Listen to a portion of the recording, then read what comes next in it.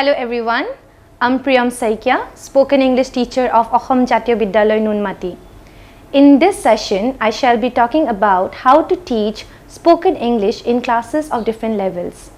For better understanding, I have divided the session into 4 categories. Number 1, we shall be talking about what is spoken English. Because many people have a little confusion and misunderstanding regarding the topic spoken English. Number 2, the different barriers, obstacles, struggles that we face in the teaching learning process of spoken English. Number 3, how to overcome these barriers and struggles with activity-based classes and game-based classes. And the last one, number 4, different resources and materials that students as well as teachers can use to make a better effective communication skill and spoken English classes. So let's begin with the first one. When we say spoken English, people consider it to be a subject matter. They think of how to teach it. But before understanding how to teach it, we need to understand what is it. Well, spoken English is not a subject matter. Rather, it is an elemental factor in communication in English. When we talk about spoken English, it means it is the English that we use to communicate, to converse, to express our ideas, understand others' opinions, and so on. So, in speaking English, it is always necessary that we also pay attention to the other skills. For instance, listening, reading, as well as writing. Because all these skills together make a person an efficient speaker. Now, for this session, I will be mainly focusing on the listening as well as the speaking skills. Now you might be wondering, why listening skills? Well, if you don't listen, you won't be able to respond to it properly because context really matters. Spoken English doesn't imply to rote learn phrases, sentences and use it. In reality, it is the real life context. According to situation we respond to. If someone is sad, we will use a tone that will be suitable for that context. If someone is happy, we will use another tone.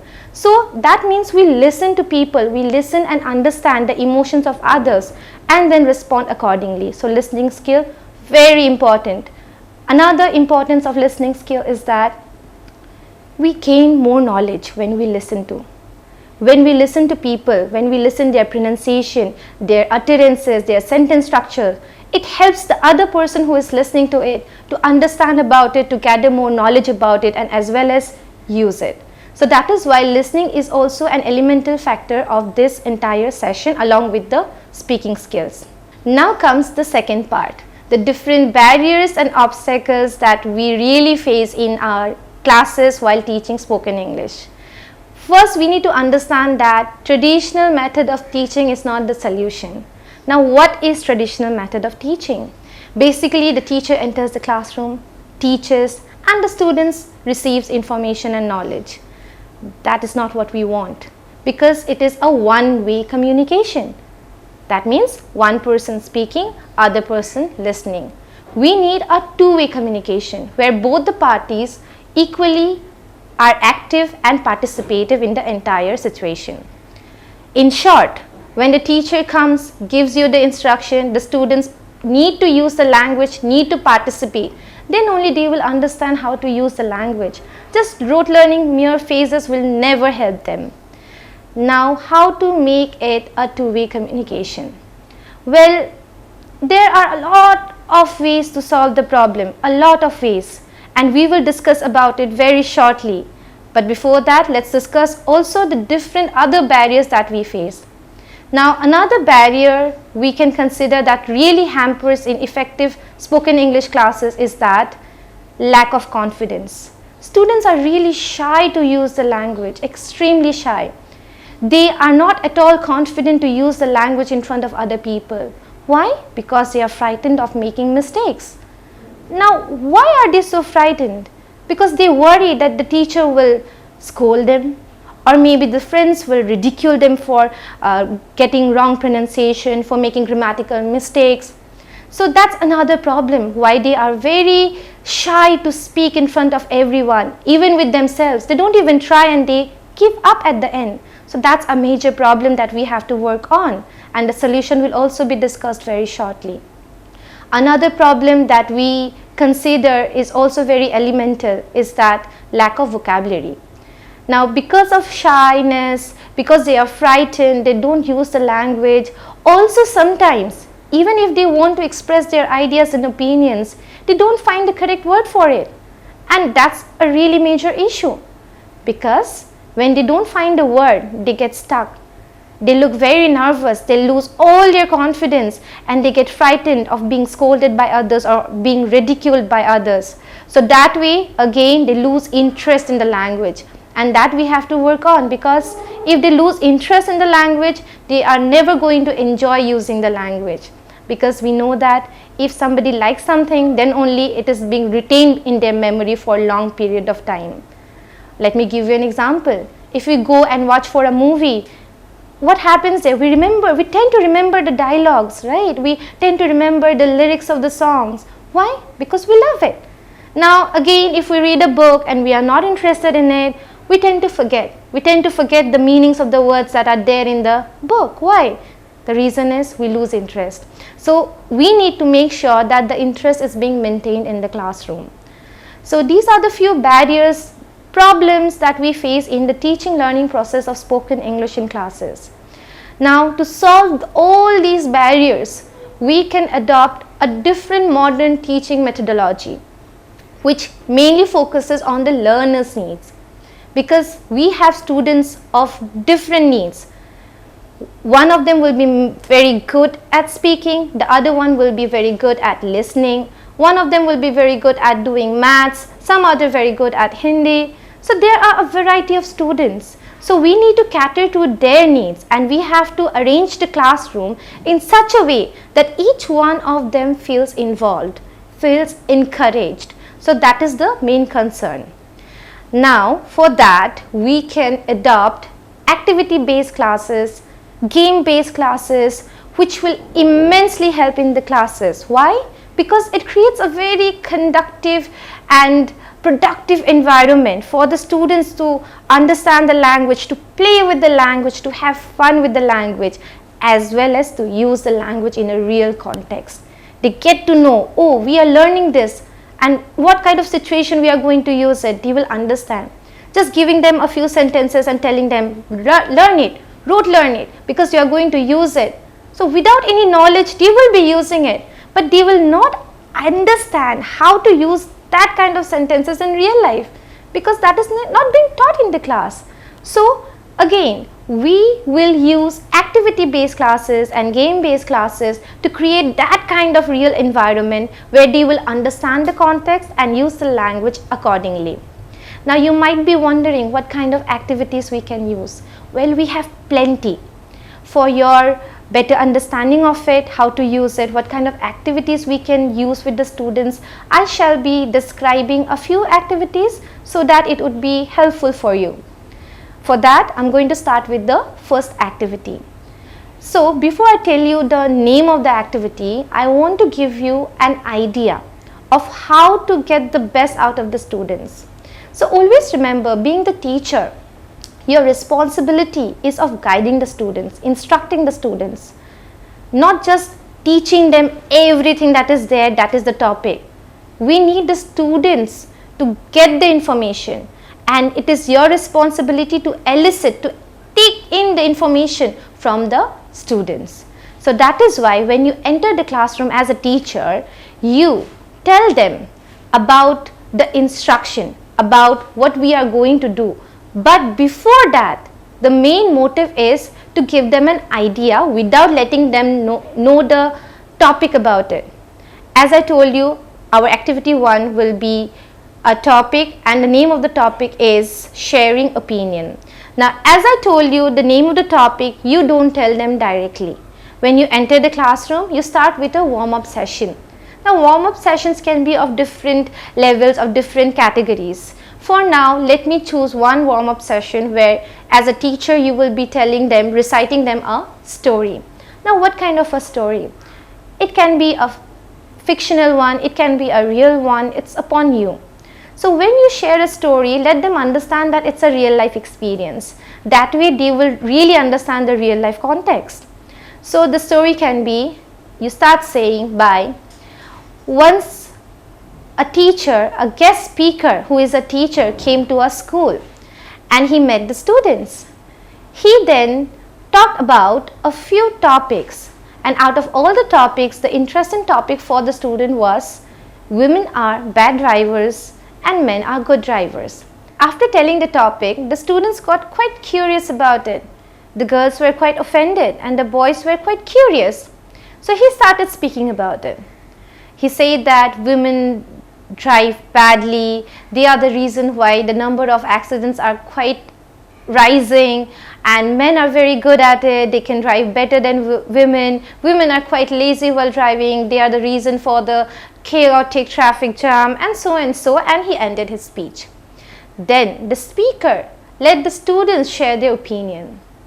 Now imagine if they started expressing their opinion by saying, "Excuse me sir, this is entirely wrong, I do not agree, this is foolish, what are you talking? I'm not going to agree with that. What are you talking about?" So imagine if these kind of things are being said by the students to the speaker. Is it really polite? I really don't think so. That is not the way to express your opinion in front of others, no matter who the speaker is. The speaker can be your teacher, your parents, your friends, maybe your younger siblings, but never. We need to understand that we have few ways which we have to follow in order to be polite. So this is the scenario where as a teacher you tell the students that in English language we have few phrases that we can use in order to express our opinions, our ideas, thoughts politely. Then as a teacher you introduce the phrases. You write the phrases one by one on the blackboard that is behind you so that they can look at it, have a look at it, understand it and use it. Few phrases can be, according to my perspective, my viewpoint is that, I feel, I believe that, I think. So after writing all the phrases on the blackboard and read it out once, as an instructor, as a helper, it is your responsibility to let them understand how to use the phrases. So you use one of the phrases on your own. For example, use the phrase, I feel that.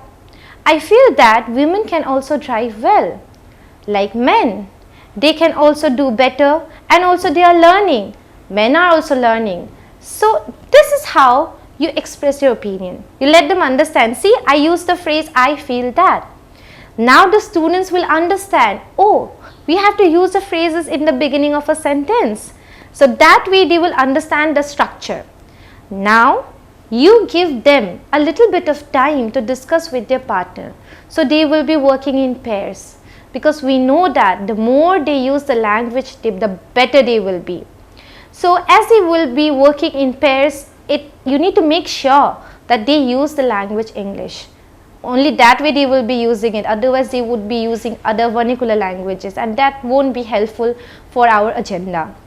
So after having a discussion with their partner, now you being the teacher, call one of the students and let them express their opinion. So this way the entire class will participate in the activity, use the language and ultimately learn a few new phrases to express their opinion politely. So this is activity 1. Another such activity, which is activity number 2, can be giving instructions. When you go to the classroom, as I told you earlier, that do not just directly start with the topic. You start by giving them a context. So you can use authentic materials in this situation. Authentic materials means materials that are not your syllabus books, your copies. It's something extra, something different, which will pique the interest of the students. Now, what are the things that we can use for spoken English? For this session, I have brought something with me. I hope you know what this is. It's a Maggi packet. Commonly available everywhere. You can get it in any store. Students know about it. Students love it. Maybe everyone loves it. So, what is the benefit of this and what is the activity about? Well, as we know, this is an authentic material. Students will be very much interested in to know what is going on, what our teacher is going to talk about it. So now it's your turn to let them ask a few questions. Instead of you telling them what to do, what is there, why you brought this thing in the class, you ask them. You ask them, what is this? They will obviously respond, it's Maggie. Do you like to eat Maggie? Some of them will say yes, some of them will say no. Then ask them, how do you like your Maggie? Do you like it in the normal traditional way where you just put water, boil it, add the masala maker, or you like to add vegetables in it? Do you like to eat with ketchup? So this is how you ask them a few questions and then they will respond to it. Also encourage them to use sentences to express their answer, to express their ideas. Why? Because it will help them to understand that if they use sentences, their grasp in the language will be better because they will be practicing more. So you start with that. You ask them, they will respond to it. Now you ask, do you know how to make Maggie? Again, few of them will say yes, some of them will say no. Gradually you ask them, did you ever see the instructions written here? Again, the answer might be a yes, might be a no. After getting the answer, you read them the instruction what is written here. So the instructions are, break the noodle cake into 4 parts. Add noodles and pacemaker to 210 milliliters of boiling water. Cook for 2 minutes in an open pan. Stir occasionally. Do not drain remaining water. Hold for 1 minute after cooking. Serve hot. So this is the instruction for the people who doesn't know how to make Maggie. It helps them to understand, oh, this is how we make Maggie. Well, then what will you do? This is just the warm-up session. Now you highlight what did you notice here. The main factor here is that each instruction starts with a verb. Add masala maker. Add is a verb. Put some salt in it maybe. Add some water. Stir, serve, cook. All these are verbs. That means when you give a certain instruction to people, you basically start with a verb. So now you have given them a base. You told them that when they give instruction, they have to use a verb in the very beginning. Now the task starts. What is the task? You ask a few of the students what is their favorite food, what do they like. After getting the answer, after eliciting the information from the students, now tell them that as a teacher, you tell them that you give them few time to think about a recipe that they know. After thinking about it, arranging their ideas systematically, they have to tell the entire class about their recipe. And how will they do that? Again, as in the Maggie packet, it starts with a verb, right? They also have to start their recipe with a verb. For example, cut vegetables, wash the vegetables, pour some oil into a pan, add onions into it, stir the onions. So this way you give them a proper picture of how to share their recipe. Then you give them a little bit of time, let them think about it, and after the time is over, you call the students and let them share their recipe. And this is quite interesting for the students because they get the opportunity to talk about their favorite food. Also, they get the opportunity to use the language to express their delicious recipes and enjoy it with all their classmates. Again, one thing very important. While doing so, they might get stuck somewhere. They might get stuck in the middle. They might not know words for particular cooking vessels. What do you call a karai? They might not know about it. It's called a cauldron. So in that kind of a situation, they might get confused. How should I use those words? Because I don't know. What all the spices are called in English? Dhania? What is dhania in English? Is it coriander? They might not know. They might know. So let them understand that the vocabulary for the time being doesn't matter. They have to just focus on how to share the recipe. What is it called in English? If they don't know, they can use the vernacular word as well, the Assamese word, the Hindi word, the Bengali word, whatever language it is, they can use it and express the recipe. So along with that, you also need to make sure that they understand, they feel free to use the language. They shouldn't be worried that they will be making grammatical mistakes. No, let them know that even if you make grammatical mistakes, it is completely fine. The main intention is that you use the language. So this is how you carry on with the task, with the activity, which is giving instruction. So similar kind of activity we also can use is story build-up. So what is story build-up? Well, you can tell them that today is a story time. So that will definitely grab the attention of all the students. So now what is story build-up? You directly start with the instruction.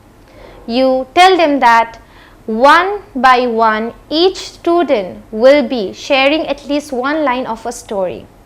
How will that work? You give an example. You say, for example, one student stands up and says, once upon a time there was a king. The next students will add the second sentence. The king was very brave and wise. Number 3 sentence will be said by the third student. However, his family members did not like the king. This is how one by one the story will progress, and it will keep on progressing until it reaches an end. So this way they will be using the language, and they will be very ecstatic to use the language because they are building their own story. A story that they never thought about it. A story that is being started by someone else and ended by someone else. So that is another way of making them active participants in the classroom and use the language interestingly. Now let me talk about another activity which might be helpful for you. So this activity is quite interesting for the students, like the story build-up, because it's a game-based activity. So you obviously introduce them by saying that today we are going to play a game. Definitely all of them will be interested in it. Then you start by giving them the ideas, the guidelines of the game. So the name of the game is vocabulary, the word game. So you start by writing a word on the blackboard. For example, you wrote water. W-A-T-E-R. Then you ask them, what is the last letter of the word water? Obviously, you will get the answer that it's R. You ask them to give another word that starts with R. One of them might say rocket. You write down the word rocket on the blackboard and then ask again, what is the last letter of the word rocket? They will say T. Then you ask them, what is a word that starts with T? Maybe some of them will answer tiger. Now, after giving them an idea, you tell them that this is the rule of the game. So one by one, a student will write a word with the last letter of the previous word. The first word will be given by the teacher. So you as a teacher give them a word and then let the student give their words that starts with the last letter of the previous one. So when it keeps on going, you need to increase the difficulty level, right? Because sometimes there might be a situation where one letter will be repeated quite a time. For example, R is being repeatedly used many times. So what will you do then? You increase the difficulty level. You stop the game and say, now the difficulty level will be increased. Now the teacher has the right to introduce another word of their own choice, and they have to write, that is the students have to write new word with the last letter of the previous one, which is given by the teacher. So you think of word that ends with a letter that is quite uncommon. For example, box, B-O-X. It ends at X. Now let them think about a word that starts with X, which is quite uncommon. They might be wondering, thinking, discussing with their partners, and make sure they discuss in the language English. So some of them will easily get it, maybe Xerox. You write the word Xerox, again X. So that way the game will continue and the difficulty level will also be increased. So that's a game-based activity. Everyone will love it, and this is how you conduct the spoken English class with games. And you will get a variety of game-like activities in the internet as well. We will very shortly talk about it.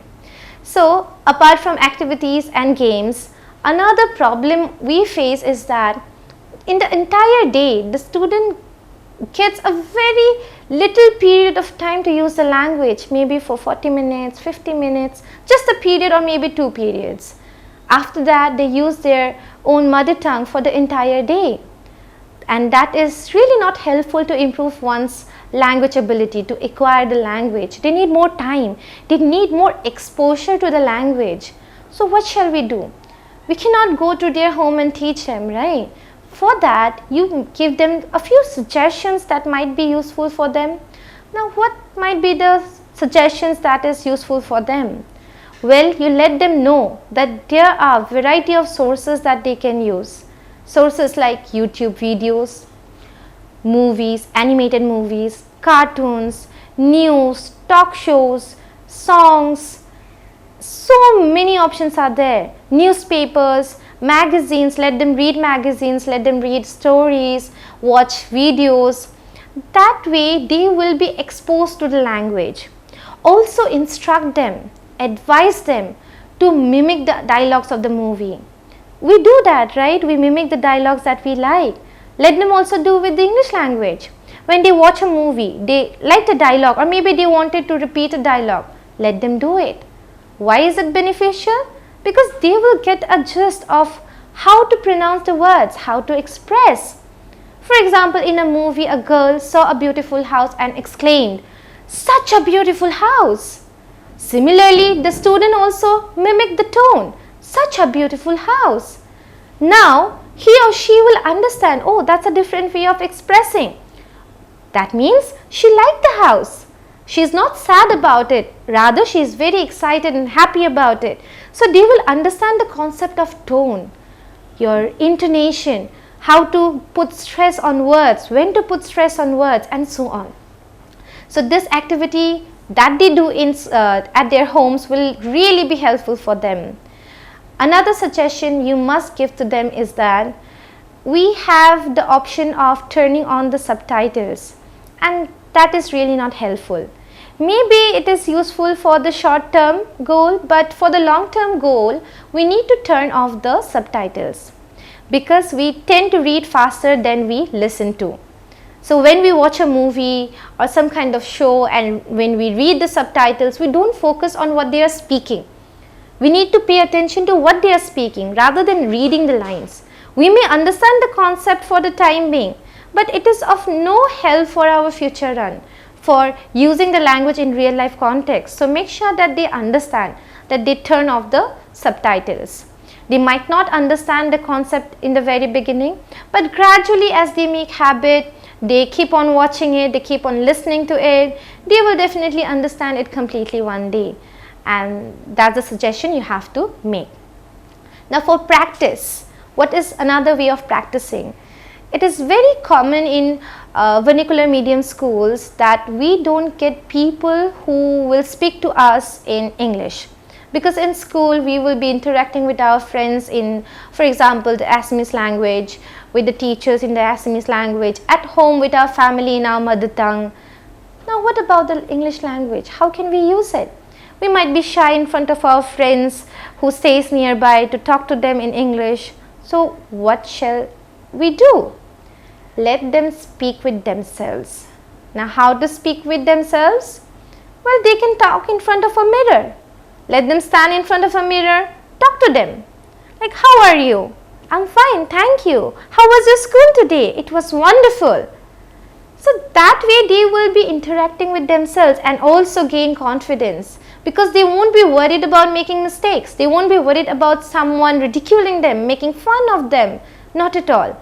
Instead, they will be alone. They will be focusing only on their language and interacting with themselves. So this is a very beneficial task for the students to really use the language and really be interested in it.